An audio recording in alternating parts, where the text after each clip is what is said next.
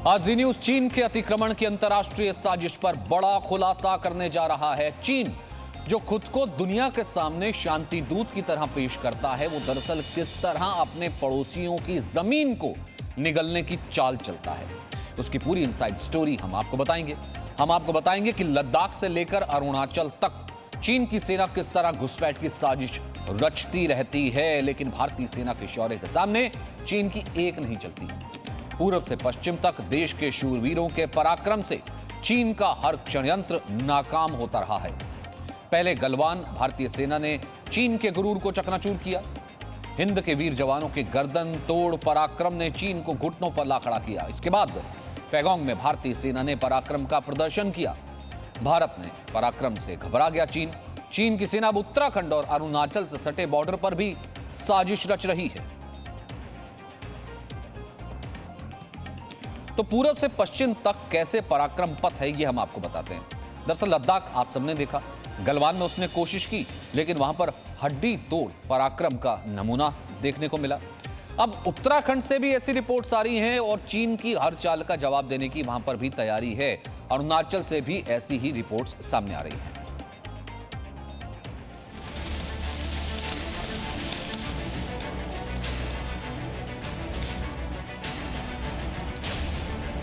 पूरब से लेकर पश्चिम तक चीन की भारत के खिलाफ साजिश।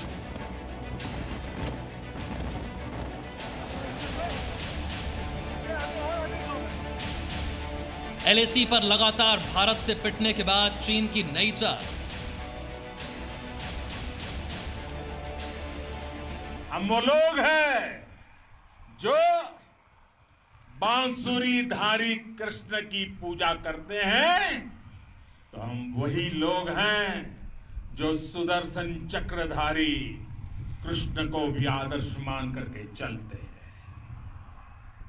इसी प्रेरणा से हर आक्रमण के बाद भारत और सशक्त होकर उभरा है। जी हां, भारत लद्दाख में तो चीन को सबक सिखा ही चुका है और अब अरुणाचल प्रदेश में भी तैयार बैठा है। सूत्रों के मुताबिक असाफला और फिशटेल 2 इलाकों में चीन की सेना की गतिविधियां देखी जा रही हैं।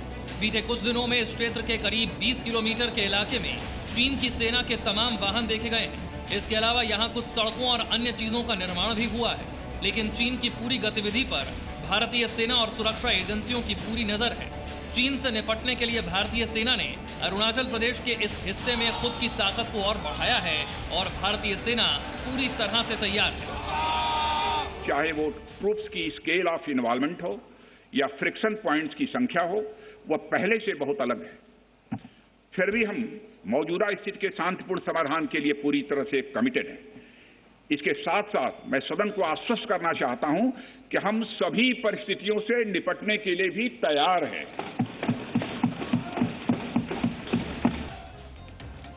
तो आइए अब हम आपको मैप के जरिए समझाते हैं कि किन किन जगहों पर चीन की तरफ से घुसपैठ की आशंका है, किन जगहों पर चीन साजिश रच रहा है। लद्दाख हम सबने देखा, कहां गलवान से शुरू हुआ था, फिर उसके बाद पैगोंग त्से की तरफ उसने कोशिश की। अब हमने उत्तराखंड देखा, उत्तराखंड से भी ऐसी ही रिपोर्ट्स आ रही हैं कि वो घुसपैठ की कोशिश कर सकता है। अरुणाचल से लकी जो एलएसी है, अरुणाचल से लकी जो सीमा है, वहां पर भी इसी तरीके की रिपोर्ट्स हैं जहां पर चीन घुसपैठ कर सकता है। कृष्ण मोहन मिश्रा इस वक्त मेरे साथ मौजूद हैं। सीधा आपको ग्राउंड जीरो ले लिए चलते हैं, हमारे साथ मनीष भी मौजूद रहेंगे। कृष्ण मोहन, मैं सबसे पहले आपसे जानना चाहता हूं, क्योंकि रक्षा मंत्री ने कैटेगोरिकली कल कहा कि 3 बार उसने कोशिश की अतिक्रमण की, हमने उसको फॉइल कर दिया गया, सदन में बताया गया। आज गृह मंत्रालय की तरफ से भी कहा गया है कि 6 महीने से घुसपैठ की कोई कोशिश नहीं हुई है, लेकिन चीन जाहिर सी बात है मानता नहीं है, वो यहां तक रुकेगा नहीं। तो ऐसे में क्या स्ट्रेटजी लेकर के अब काम हो रहा है, क्योंकि चीन लगातार चालबाजियों की यह स्ट्रेटजी तैयार कर रहा है, षड्यंत्र रच रहा है। सचिन, बिल्कुल सीधी सीधी स्ट्रैटेजी है कि पूरी जितनी 4000 किलोमीटर की लाइन ऑफ एक्चुअल कंट्रोल है, लद्दाख से शुरू होकर अरुणाचल प्रदेश तक, वहाँ पर कोई भी ऐसी जगह न छोड़ी जाए जहाँ से चीन आ सके। भारतीय सेना ने पिछले काफ़ी दिनों में जितने भी लूप होल्स थे उन सब को बंद किया है, सेनाओं की तादाद बढ़ाई है। ये पिछले 8 साल 9 साल में ये काम हुआ है। अब इस वक्त जबकि तनाव चरम पर है, कहीं पर भी कोई भी एक भी जगह ऐसी न छोड़ी जाए जहां से चीन आ सकता है, क्योंकि हमेशा ये होता है कि एक जगह पर अगर चीन दब रहा है तो वो दूसरी जगह पर आने की कोशिश करेगा। अगर वो चुशूल में दब रहा है तो वो दमचौक से आने की कोशिश कर सकता है, चूमुर से आने की कोशिश कर सकता है, हिमाचल में वो कौरिक सेक्टर से आने की कोशिश कर सकता है, उत्तराखंड में वो बाराहोती की तरफ से आने की कोशिश कर सकता है, सिक्किम में नॉर्थ सिक्किम में प्लेटो की तरफ से आने की कोशिश कर सकता है, तवांग की तरफ से आने की कोशिश कर सकता है।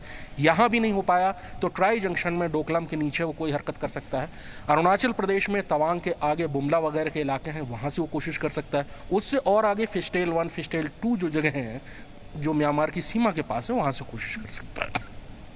तो इस समय कहीं भी कोई भी जगह छोड़ी नहीं जा रही है, उस हर जगह पर नज़र रखी जा रही है। सैनिक तैनात हैं, इलेक्ट्रॉनिक सर्वेलेंस है, उसके अलावा ड्रोन्स हैं, सैटेलाइट इमेजरी है, P-8I जैसे टोही विमान है। हर जगह हर हरकत पर नज़र रखी जा रही है सचिन। इसके अलावा कोई दूसरा रास्ता नहीं है। सर्दियां आने वाली ही हैं, 16 सितंबर हुई, 2-4 दिन में ऊपर बर्फबारी शुरू हो जाएगी। ये सर्दियां भारतीय सेना को LAC के ऊपर ही काटनी पड़ेगी अगर कोई कूटनीतिक या राजनीतिक तरीका नहीं निकला तो।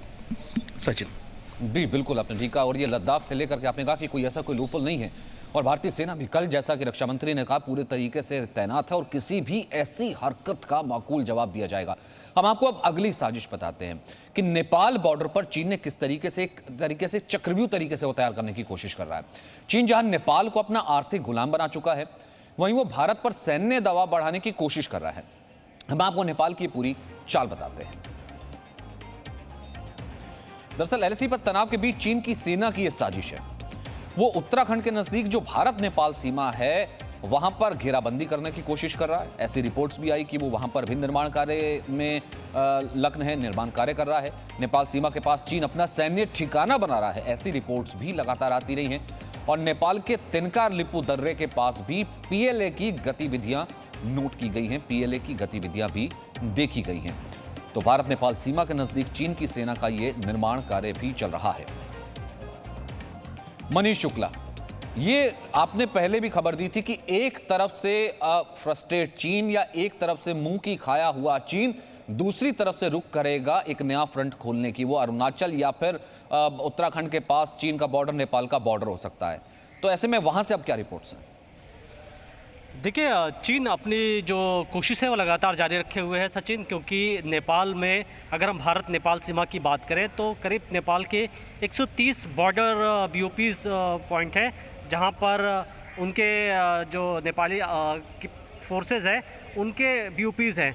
लेकिन ये जो BOPs की संख्या है उसको 450 से 500 के करीब नेपाल कर रहा है। चीन लगातार नेपाल आर्मी की मदद कर रहा है। जाहिर तौर पर नेपाल को इतनी ज़रूरत क्या पड़ गई अचानक कि इतनी ज़्यादा BOPs बना रहे हैं। दूसरी बड़ी बात कि उत्तराखंड से सटे जो चीन की सीमा है वहाँ पर भी कई तरीके के मूवमेंट देखे जा रहे हैं। चीनी सैनिकों के मूवमेंट तो वहीं हैं, इसके साथ वो बड़े पैमाने पर कंस्ट्रक्शन एक्टिविटीज़ में इन्वॉल्व हैं।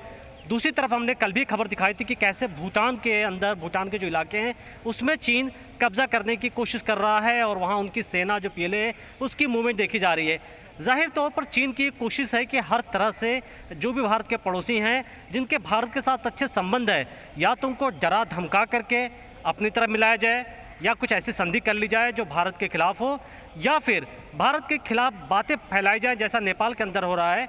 लगातार ये चीन कोशिश कर रहा है कि नेपाल के लोगों को, नेपाल की सरकार को भारत के खिलाफ खड़ा किया जा सके, और उसके लिए उनके पास बहुत पैसे हैं, इकोनॉमी उनकी स्ट्रांग है। वो लगातार जहां पैसे की मदद कर रहे हैं वहीं पर वो मिलिट्री फ्रंट खोलने की तैयारी कर रहे हैं, और उनके स्टेटमेंट भी आ चुके हैं कि पाकिस्तान, नेपाल और चीन तीन तरफ से भारत को घेरने की उनकी पूरी प्लानिंग है। और भूटान, चूँकि भारत के बड़े अच्छे रिश्ते हैं, वो भूटान पर भी दबाव डालने की कोशिश कर रहे हैं। जाहिर तौर पर जैसे कृष्ण मोहन मिश्रा ने बताया कि लद्दाख में हमारी जो विंटर स्टॉकिंग कैसे इंडियन आर्मी ने कल दिखाया कि वो तैयार है, ठीक उसी तरीके से हमारी जो ITBP हैं जो भारत चीन सीमा पर है, SSB है जो नेपाल सीमा पर है, इन सबको भी विंटर स्टॉकिंग के लिए बोल दिया गया है। यानी ये भी इनको मालूम, इन फोर्सेस को, कि विंटर के वक्त में भी चीन को ये लग रहा होगा कि ऐसा है, अब तो विंटर आ गया है, अब तो रास्ते बंद हो गए हैं, भारतीय सेना या हमारी पैरामिलिट्री फोर्स को लगेगा कि चीनी सेना अब नहीं आएगी, और उस दौरान इस तरीके की साजिश को अंजाम दे दिया जाए जैसा पेंगोंग त्सो के इलाके में हमने देखा। ऐसा नहीं होने वाला, क्योंकि सारी फोर्सेस पूरी तैयारी कर रही हैं और देश को ये एक तरीके से वो अश्योर कर रही हैं कि चाहे विंटर का टाइम हो या समर का टाइम हो, 24 घंटे हमारे जो बॉर्डर्स हैं उनकी पहरेदारी की जाएगी। क्योंकि गालवान में हमने देख लिया, चीन पर भरोसा नहीं किया जा सकता। वो बात करने आते हैं लेकिन उसके पीछे वो खंजर अपने हाथ में जाहिर सी बात है। कल बहुत कोशिश अच्छे से करते हैं कि रक्षा मंत्री ने कब्जा इसको करने साफ भी किया कि ऐसा कि पीस एंड ट्रैंक्विलिटी की बात तो आप करते हैं, लेकिन वो तभी संभव होगा जब आप अपनी हरकत से बाज आओगे। लेकिन फिलहाल नजर आ नहीं रहा कि चीन जिस तरीके से साजिश रच रहा है, और इसे कहते हैं अतिक्रमण नहीं, ये कहते हैं कब्जाना। छोटे मुल्कों पर अपनी धौंस दिखा करके कब्जे की कोशिश कर रहा है, भले वो भूटान की तरफ हो या नेपाल की तरफ उसकी साजिश हो।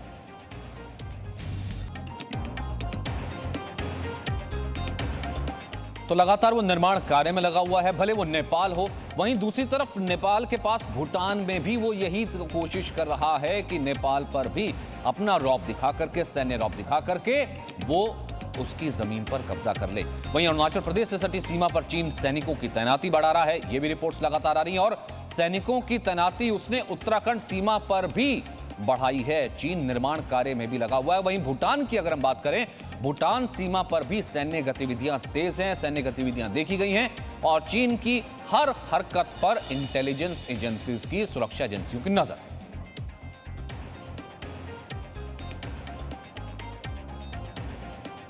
अब दो छोटे मुल्क हैं, एक तरफ नेपाल जो कि ऑल सीजन्स फ्रेंड भारत का, भारत से ही मदद लेता रहा है, कैसे नेपाल के साथ मिलकर साजिश रच रहा है। दूसरी तरफ भूटान देखिए, भूटान का जो एरिया पड़ता है ये ताशिगंग भूटान, ये चीन भूटान बॉर्डर है। यहां पर भी सैन्य मौजूदगी देखी गई है। वो निर्माण कार्य कर रहा है। भूटान के ऑब्जेक्शन के बावजूद वहां पर भूटान को धमका करके या भूटान पर दबाव डाल करके इस तरीके के कार्य कर रहा है। वहीं चीन नेपाल बॉर्डर पर तिनका लिपुदर्रा है, वहां पर भी वो सैन्य बेस बनाने की कोशिश में है।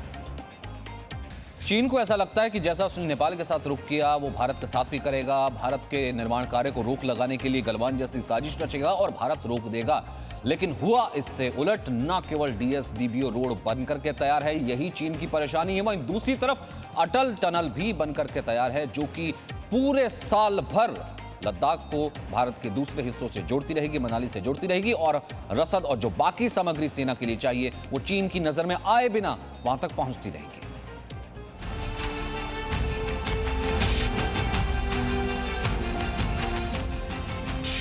हिंदुस्तान ने चीन की चालबाजियों के खिलाफ अपना अंडरग्राउंड हथियार तैयार कर लिया है।